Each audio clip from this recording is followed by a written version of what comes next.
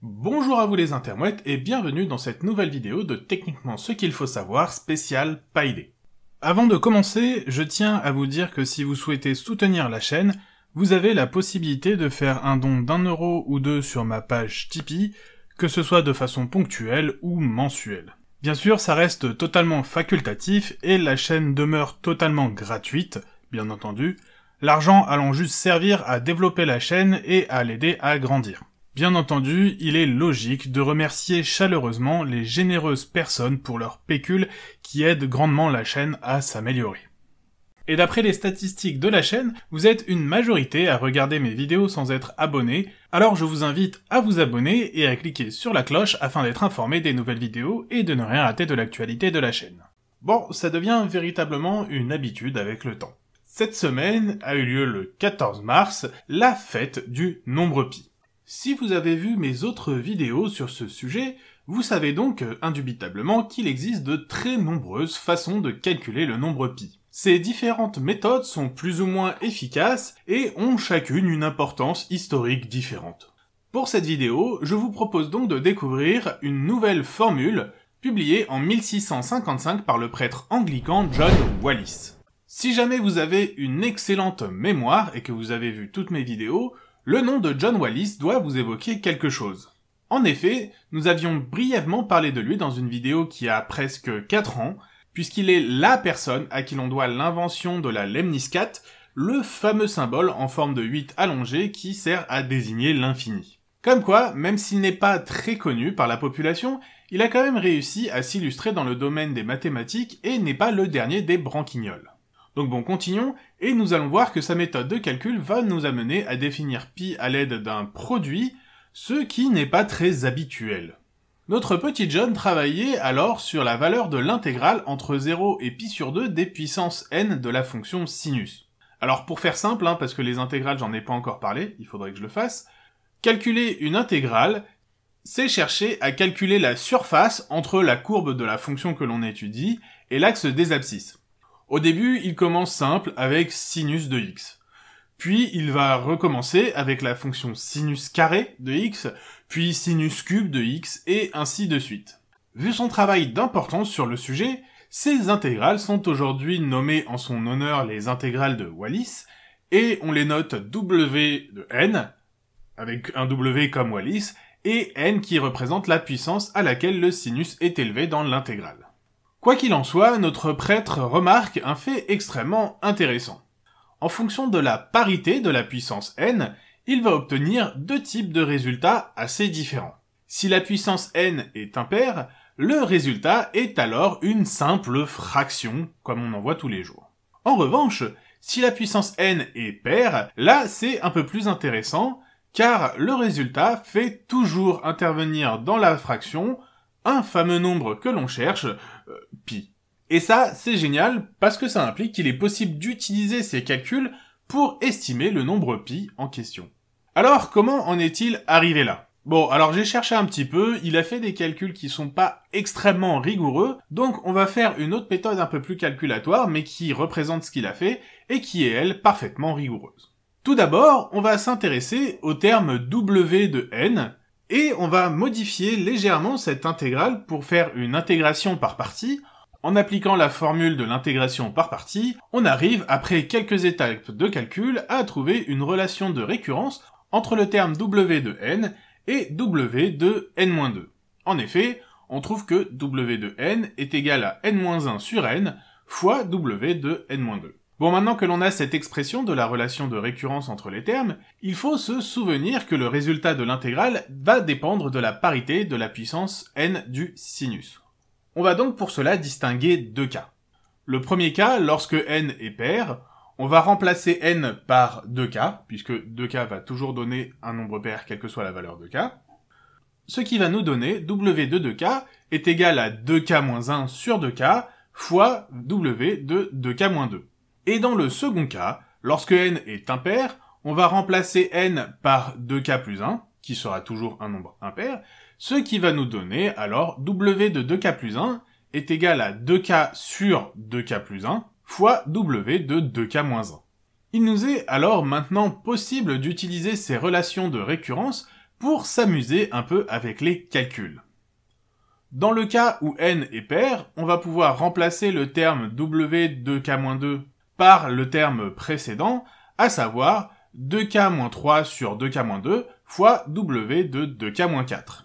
Bon, on n'a pas beaucoup avancé, on a juste rajouté une fraction et changé le terme auquel on s'intéresse. Mais en répétant ce procédé, on va remonter toujours plus loin dans le terme pair de la suite de Wallis, ce qui va nous amener finalement, à force de transformation, à remplacer dans l'expression de la suite de Wallis tous les termes par des fractions multipliées par le terme pair précédent, jusqu'à finir par buter sur le terme W0, puisque l'on va finir par avoir 5 sur 6 fois 3 sur 4 fois 1 sur 2 fois W0. Bon, là, on va pas pouvoir aller plus loin, et il va donc nous falloir calculer le terme W0, qui, si vous maîtrisez un petit peu les intégrales, ce qui n'est pas très compliqué à calculer, va nous donner simplement comme résultat pi sur 2. Si maintenant on effectue le même travail avec les termes impairs, nous allons aboutir exactement au même type de produit de fraction, avec au bout le terme W1, qui, une fois calculé, nous donne comme résultat, le nombre 1. L'intégrale est égale à 1. Oui, c'est très simple, il faut bien le reconnaître. Bon, alors c'est là que ça va quand même devenir un petit peu technique. Si l'on s'amuse à calculer le ratio entre W de 2K et W de 2K plus 1, et que l'on fait tendre K vers plus l'infini, on va trouver que la limite tend vers 1. Je vous épargne la démonstration qui, si elle n'est pas très compliquée, n'est pas foncièrement très intéressante ici. Quoi qu'il en soit, ce résultat implique qu'à l'infini, le ratio entre le terme pair et le terme impair qui le suit est très exactement égal à 1. Ce qui veut dire que toutes les fractions des cas pairs divisées par toutes les fractions des cas impairs sont exactement égales à 1. En réarrangeant un petit peu les termes, on trouve que W0 sur W1 est égal aux fractions des cas impairs divisées par la fraction des cas pairs. Oui, parce que comme on est passé de l'autre côté, il faut changer le sens. Et là, il va falloir utiliser quelque peu des méthodes sur les fractions que vous avez dû apprendre au collège. La première est de se souvenir que si le terme ne contient que des multiplications, alors la fraction peut être scindée en différentes fractions séparées les unes des autres. Bon, pas très compliqué, ce niveau collège. Et la seconde chose niveau collège également à retenir, c'est que diviser par une fraction, c'est la même chose que de multiplier par son inverse. On va ainsi pouvoir réarranger l'écriture de notre fraction, et en remplaçant W0 et W1 par leurs valeurs respectives, on trouve que pi sur 2 est égal à 2 sur 1 fois 2 sur 3 fois 4 sur 3 fois 4 sur 5 et ainsi de suite jusqu'à l'infini. Techniquement, ce qu'il faut savoir, c'est que de par son travail sur les intégrales des puissances du sinus, le prêtre anglican John Wallis a fini, après quelques manipulations astucieuses sur ses calculs, à trouver une nouvelle façon de calculer le nombre pi. Façon qui, fait plutôt rare à ma connaissance en tout cas, va consister uniquement en un produit de fractions. Alors, au final, la question qui est véritablement importante et que tout le monde se pose, c'est de savoir si cette méthode de calcul originale des décimales de pi nous permet de rapidement connaître le fameux nombre avec la précision souhaitée. Eh bien, malheureusement, il faut bien reconnaître que... pas du tout. De manière très décevante même, cette méthode est extrêmement peu efficace pour trouver les décimales de pi. Il va nous falloir, par exemple, calculer le produit des 10 premières fractions pour seulement avoir enfin la bonne valeur pour le chiffre des unités, à savoir le 3 situé avant la virgule. Donc faut calculer 10 étapes différentes pour trouver le premier chiffre. C'est seulement après avoir calculé le produit de 38 fractions que l'on a enfin accès à notre première décimale. Ça fait quand même pas mal, et il faudra attendre 986 fractions pour connaître la deuxième décimale. Et après, ça devient véritablement la fête du slip, puisqu'il faudra 2650 fractions pour connaître la troisième décimale, et plus de 10 000 fractions pour connaître la quatrième. Vous voyez donc que plus on va vouloir avoir de décimales, plus le nombre de calculs va croître de façon monstrueuse.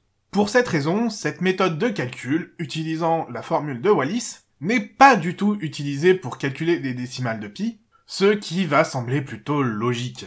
Néanmoins, elle reste une curiosité mathématique extrêmement intéressante, et nous verrons à l'occasion dans d'autres vidéos que les intégrales de Wallis ont également des liens assez étroits avec d'autres pans des mathématiques tels que la fonction gamma ou encore la fameuse fonction zeta de Riemann. Voilà, c'est donc la fin de cette nouvelle vidéo de Techniquement ce qu'il faut savoir sur le PyD, où nous avons découvert une nouvelle méthode pour calculer les décimales de pi. Avant de partir, prenez le temps de laisser un petit commentaire sous cette vidéo afin d'améliorer son référencement.